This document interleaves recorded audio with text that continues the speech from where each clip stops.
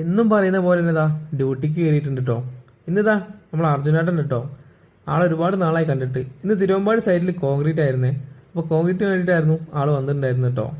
അങ്ങനെ കോൺക്രീറ്റും കാര്യങ്ങളൊക്കെ നടന്ന് ഉച്ചയായപ്പോൾ ഞങ്ങളിതാ ഭക്ഷണം കഴിക്കാൻ വേണ്ടി പോവാണ്. ഞാനും പ്രകേശ്വരനും അർജുനേട്ടനുണ്ട് കേട്ടോ. തിരുവമ്പാടി തന്നെയുള്ള ഒരു വനിതാ മെസ്സിലാട്ടോ പോയത്. എന്താ പറയുക, നല്ല അടിപൊളി ഒരു ഊണായിരുന്നു കേട്ടോ. എനിക്ക് ഭയങ്കരമായിട്ട് ഇഷ്ടപ്പെട്ടു. ഞാനിങ്ങനെ ആസ്വദിച്ച് കഴിച്ചുകൊണ്ടിരിക്കുകയാണ്. നാളെ ഹർത്താലായതുകൊണ്ട് ഇതാ നമ്മളെ വണ്ടിയിൽ ഡീസൽ അടിക്കാൻ വേണ്ടി പോയേ. നാളെ ഇനി എങ്ങോട്ടേ പോകണ്ടെങ്കിൽ ഡീസൽ ഉണ്ടാവില്ലല്ലോ.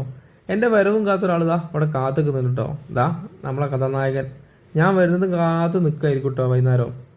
അങ്ങനെ ഇതാ അപ്പൂസിൻ്റെ വീട്ടിലേക്ക് സാധനം വാങ്ങാൻ വേണ്ടി ഞങ്ങൾ മൂന്നാളും പോയിക്കൊണ്ട് കേട്ടോ. വരുന്ന വഴിക്കുതാ അവൻ്റെ വണ്ടിയുടെ കിക്കർ പോവുകയും ചെയ്തിട്ടോ. അങ്ങനെ തള്ളിയൊരു വിധത്തിലാണ് വീട്ടിലെത്തിയത്. ഞാൻ വന്നപ്പോൾ ദാ ചെക്കൻ ഇതുപോലെ ഒരേ ഫോണിലാട്ടോ. ഞാൻ തോട്ടിൻ്റെ പിടിച്ചിട്ടൊന്നും ആള് മൈൻഡ് ചെയ്യുന്ന കൂടി ഇല്ല കേട്ടോ. ഇന്നിപ്പോൾ രാത്രി ഡയറ്റ് ലൈസൻസ് മാറിയിട്ടുണ്ടേ. ഇന്നിപ്പോൾ ഒരു മന്തി വാങ്ങിയിട്ടുണ്ട്. അമ്മയ്ക്ക് സുഖമില്ലാത്തതുകൊണ്ട് അമ്മ ഒന്നും ഉണ്ടാക്കിയിട്ടില്ല കേട്ടോ. അതുകൊണ്ട് ഇതാ മന്തി കഴിച്ച് നേരെ കിടന്നുറങ്ങാൻ പോവാണേ.